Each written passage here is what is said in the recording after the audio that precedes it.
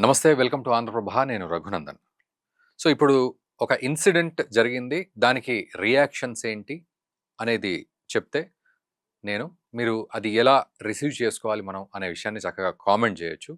So, ఏమిటి అంటే మీ అందరికీ తెలిసిందే ఆల్రెడీ డిసెంబర్ 15న బీహార్ సీఎం నితీష్ కుమార్ ఆయుష్ డిపార్ట్‌మెంటు కోసం కొంతమందికి వాళ్ళకి అపాయింట్‌మెంట్ లెటర్స్ ఇవ్వాలి అని చెప్పి ఇస్తూ అందరూ ఫోటోలు దిగుతూ ఉన్నారు.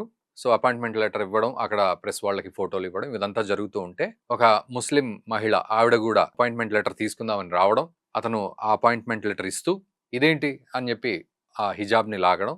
సో, ఇది జరిగింది. ఇంతలో అప్పటికి డిప్యూటీ సీఎం సామ్రాట్ చౌదరి అతను చేయబెట్టి ఆపుతున్నాడు అలా లాగొద్దు అని. మిగతా వాళ్ళు చూసి నవ్వుతూ ఉన్నారు. నవ్వడం అంటే అది వెటకారంగా కాకుండా ఒక గమ్మత్తైన ఇన్సిడెంట్ అన్నట్టుగా నవ్వుతూ ఉన్నారు. సో, ఇది జరిగిన ఇన్సిడెంట్. ఆ తర్వాత చాలామంది అపోజిషన్ లీడర్సు, చాలామంది పెద్దవాళ్ళు అండ్ సీనియర్సు, జూనియర్సు అందరూ గూడా దీన్ని ఖండించారు. ఒక పెద్ద మనిషి అయ్యుండి, సీఎం అయ్యుండి ఇలాంటి చవకబారు పనులు జేస్తారా అని జెప్పి ఖండించారు. అయితే ఇక్కడ ఒక గమ్మత్తైన విషయం అంటే దీన్నే మనం కామెంట్ చేసుకోవాలిక్కడ. సమాజ్‌వాదీ పార్టీ లీడర్ ఒకావిడ సమయ రానా. ఆవిడ దీనికి సంబంధించి మొత్తానికి పాకిస్తాన్‌కి సంబంధించిన లాహోర్ నుంచి 24 న్యూస్ ఛానల్ అనే ఛానల్ నుంచి ఒక రిపోర్టర్ ఫోన్ చేశాడు. ఇదంతా జరిగిన తర్వాత కాలక్రమంలో సమయ గారికి ఫోన్ చేసి, "మేడం బాగున్నారా? నేను బాగున్నాను" అని చెప్పి, "నాకు మార్కండే ఖర్జు గారు మీ నెంబర్ ఇచ్చారు. సో, మీరు నాతో మాట్లాడాలి. ఆ రోజు అక్కడ జరిగింది చాలా దారుణం గదా! సో, మీరు మాట్లాడాలి నాకు. అండ్ నేను ఖచ్చితంగా దీన్ని మా ఛానల్‌లో వేస్తాను" అని చెప్పి మాట్లాడాడు మొదటి దశలో. వెంటనే ఆవిడేమంది, ఆవిడొక పోయెట్ కూతురు. ఒక ఫేమస్ పోయెట్ కూతురు ఆవిడ. సో, ఆవిడేమైంది, ఒక షాయరీ 2 లైన్‌లు చదివి, "మేము మా ఇంట్లో జరిగిన ఇష్యూ అనుకుంటున్నాం దీన్ని." అంటే మా భారతదేశంలో, ఇతను పాకిస్తాన్ రిపోర్టర్ గాబట్టి. సో, మా భారతదేశంలో జరిగిన ఇష్యూ అని మేము అనుకుంటున్నాం. అంటే మా ఇంట్లో జరిగిన ఇష్యూ లాగా మేము చూస్తున్నాం. అంతేగాని పక్కింటి వాడొచ్చి మాకు దీనికి సంబంధించి జడ్జిమెంట్ ఇవ్వడానికి గాని, వార్త వేయడానికి మాకు అవసరం లేదు అని ఆవిడ ఆ షాయరీ రూపంలో చెప్పింది. వెంటనే ఇతను కలగజేసుకొని, "లేదు లేదు మేడం, మేము పాకిస్తాన్ నుంచి మేము ఖండిస్తున్నాము. ఎందుకంటే భారతదేశంలో మైనారిటీల మీద అంటే ముస్లింల మీద చాలా అకృత్యాలు జరిగాయి గదా! వాటిని మేము పాకిస్తాన్ నుంచి ఖండిస్తూ ఉంటాం.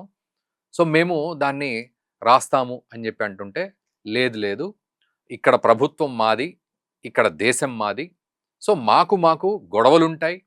వెంటనే మేము మళ్ళీ ప్రేమను పంచుకుంటాం." ఈవిడ సమాజ్‌వాదీ పార్టీ లీడర్. "సో, ప్రేమను పంచుకుంటాం, గొడవలు ఉంటాయి. మళ్ళీ సర్ది చెప్పుకుంటాం. మళ్ళీ ప్రపంచం నడుస్తూ ఉంటుంది మాది. కానీ మీ దఖలందాజీ అవసరం లేదు" అనేది ఆవిడ భాషలో చెప్తుంది. ఇతనేం చేశాడు రిపోర్టరు, ఇంకా తెలివిగా మెల్లిగా ట్యూన్ చేస్తూ ఆవిడని ఇన్ఫర్మేషన్ తీసుకుందామని కొంచెం నెగెటివ్‌గా చేసి వార్త వేద్దామని అనుకుంటూ ఫెయిల్ అవుతూ వస్తూనే మళ్ళీ మధ్యలో, "సో, ఇన్సిడెంట్‌ని నేను పాజిటివ్‌గానే రాస్తాను. చాలా పాజిటివ్‌గానే రాస్తాను. మీరు స్పందించిన పద్ధతిని అంతా గూడా. మేము అంటే ఖండించినప్పటికీ గూడా అక్కడ జరుగుతున్న అకృత్యాల విషయం ఎక్కడ ఉన్నా గూడా కొన్ని మంచి విషయాలు గూడా రాస్తాము. ఆఫ్‌కోర్స్ యాస్ ఎ రిపోర్టర్‌గా నేను ఇప్పుడు మాట్లాడుతున్నాను గదా! మా ముత్తాత ఢిల్లీలో ఉన్నాడు. అక్కడ మసీద్ ఎదురుగానే ఉన్నాడు. సో, మేమంతా అక్కడి నుంచి వచ్చిన వాళ్ళమే. నేను ఇండియాకి వచ్చినప్పుడు గూడా ఇండియాలో ఉండి కొన్ని రోజులుండి ఆ తర్వాత పాకిస్తాన్‌కి వెళ్ళి నేను చాలా పాజిటివ్‌గా రాసా ఇండియా గురించి. మీరు నన్ను నమ్మాలి. నేను గూడా మంచిగానే రాస్తాను. న్యూస్‌ని యాజ్ ఇట్ ఈస్‌గా రాస్తాను. ఇందులో పాజిటివ్, నెగెటివ్ గూడా గాకుండా యాజ్ ఇట్ ఈస్‌గా రాస్తాను జరిగేవి జరిగినట్టు అని మభ్యపెట్టే ప్రయత్నం చేస్తున్నాడు. ఈమెకి అసహనం పెరిగిపోయింది పాపం. పెరిగిపోయి వెంటనే ఏం చేసింది, "సరే, ఓకే. ఓకే. మీరన్నది నాకు అర్థమైంది. నేను మన ఖర్జు గారితో జడ్జి గారితో నేను మాట్లాడుకుంటాను. యెస్, మాకు తెలిసిన వాళ్ళే వాళ్ళు. నా నంబర్ ఇచ్చారు కరెక్టే. Thank you very much. మీరు ఫోన్ చేసి మాతో మాట్లాడినందుకు, మా విషయాలు గూడా కన్సర్న్ తీసుకున్నందుకు. బట్ మా దేశంలో" ఓవరాల్‌గా ఆవిడ చెప్పిందేంటి అంటే 2 లైన్‌లలో నేను చెప్పాలి అంటే, "మా దేశంలో గొడవ మేము చూసుకుంటాం. మాకిక్కడ ప్రభుత్వము మాదే. మాకు ప్రేమ ఉంటుంది, అభిమానం ఉంటుంది, పాలిటిక్స్ ఉంటాయి. అన్నీ ఉంటాయి. కానీ మా ఇలాకాలో మేము చేసుకుంటాం. అంతేగాని పక్క దేశం, అందులో పాకిస్తాన్ లాంటి దేశం మాకు బుద్ధి చెప్పాల్సిన అవసరం లేదు. మా వార్తను వేయాల్సిన అవసరమే లేదు. ఈవెన్ వార్తను కూడా వేయాల్సిన అవసరం లేదు" అనేది ఆవిడ హిందీలో వాడికి మొత్తానికి బుద్ధొచ్చేటట్టు చెప్పింది. దెబ్బకి ఇంక వాడు పెట్టేయకుండా ఇంకేదో బేరాలు ఆడుతుంటే వెంటనే okay. Thank you very much అని చెప్పి ఫోన్ కట్ చేసింది. ఇది పరిస్థితి. సో, ఒక సమాజ్‌వాదీ పార్టీ లీడరు సమయా రాయనా ఈవిడ ఈ విధంగా చేసింది. సో, ఇక్కడి వరకు ఒక ఎత్తు.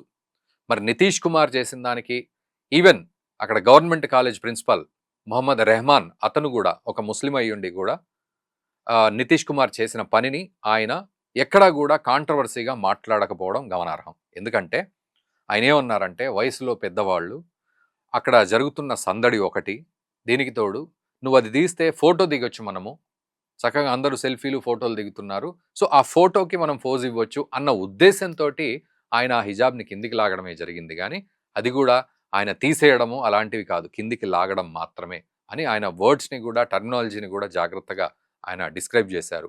అంటే ఏంటి అంటే ఆయన రెహమాన్ గారు చెప్పేది ఏంటంటే, ఏ ఉద్దేశము చెడు ఉద్దేశము నితీష్ కుమార్ గారికి లేదు. ఆయన సెల్ఫీ ఫోటోలు దిగడానికి మాత్రమే, ఉత్సాహంగా దిగడానికి మాత్రమే ఆయన అలా చేశాడు తప్ప దానిలో ఎటువంటి బ్యాడ్ ఇంటెన్షన్ లేదు అని చెప్పి ఆయన అనడం. దీనికి తోడు ఈ మధ్యకాలంలో ఆ మహిళ ఎవరైతే ఆ అపాయింట్మెంట్ లెటర్ తీసుకుంటుందో ఆవిడ జమ్మూ కాశ్మీర్కి సంబంధించిన మహిళ, మైనార్టీ వర్గానికి సంబంధించి కావాలనే గుంజాడిన అని చెప్పి మాట్లాడుతున్నారు. కానీ బట్ నిజానికి పాట్నాకి సంబంధించిన మహిళ. ఆవిడ జాయిన్ అవుతాను అని కూడా చెప్పింది. ఇన్సిడెంట్ తర్వాత కూడా వెళ్ళిపోయిన తర్వాత నేను జాయిన్ అవుతాను, నాకు ఎటువంటి అభ్యంతరం లేదు, నేనేమి ఇబ్బంది పడలేదు, ఆయన పెద్ద మనిషి అలా చేశాడు అంతేగాని అందులో ఎటువంటి దురుద్దేశం లేదని నేనే అర్థం చేసుకున్నానని స్వయంగా ఆ మహిళ కూడా చెప్పింది. సో ఆ మహిళ పేరుని బయటికి రానివ్వట్లేదు కానీ బట్ స్టిల్ ఆ మహిళ మాత్రం చక్కగా అర్థం చేసుకున్నట్టుగా చెప్పింది. కానీ కొంతమంది కాంగ్రెస్ నేతలు కానీ మిగతా వాళ్ళు కానీ చాలా బ్లేమ్ చేసే ప్రయత్నం చేస్తున్నారు.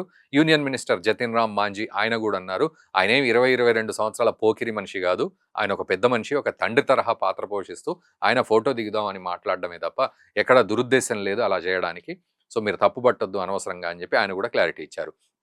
సో ఇక్కడ పాయింట్ ఏంటంటే, సమాజ్వాదీ పార్టీ నేత సుమయా రానా ఆవిడ పాకిస్తాన్ రిపోర్టర్ మాట్లాడితే చెంప చెల్లుమనిపించి మొత్తానికి ఫోన్ కట్ చేసింది, మా దేశంలో మేము చూసుకుంటామని.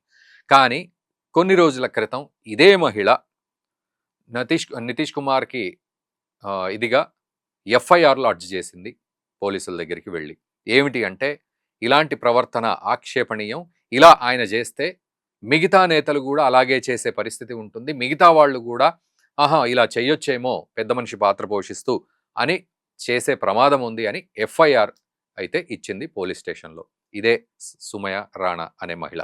కానీ పాకిస్తాన్ అతను చేసినప్పుడు మాత్రం చెంపదెబ్బ కొట్టినట్టుగా వాడికి బుద్ధి చెప్పింది. సో ఇక్కడ మీరు కామెంట్ చేయండి, నితీష్ కుమార్ చేసిన పనిని మనం ఎలా చూడాలి అనే విషయం ఒకటెత్తైతే, సమాజ్వాదీ పార్టీ లీడర్గా ఆవిడ అటు పోలీస్ కంప్లైంట్ ఇవ్వడం ఒక ఎత్తు, ఎఫ్ఐఆర్ లాడ్జ్ చేయడం, రెండో వైపు పాకిస్తాన్ వాడు కనుక ఫోన్ చేస్తే ఈ రకంగా వాడికి బుద్ధి చెప్పి పెట్టేయడం అనేది మనం ఈ సినేరియోని ఎలా అర్థం చేసుకోవాలి. ముఖ్యంగా ఇక్కడ ఒక హింట్ ఇస్తాను, జై పాలస్తీనా అనేవాళ్ళు లేకపోతే పాకిస్తాన్ జిందాబాద్ అనేవాళ్ళు ఈ సంఘటన నుంచి, ఈ సుమయా రాణా దగ్గర నుంచి ఏం నేర్చుకోవాలి అనేది కూడా మీరు చక్కగా కామెంట్ చేయండి. దయచేసి ఈ వీడియోని మన మిత్రులకు కూడా షేర్ చేయండి. Thank you very much.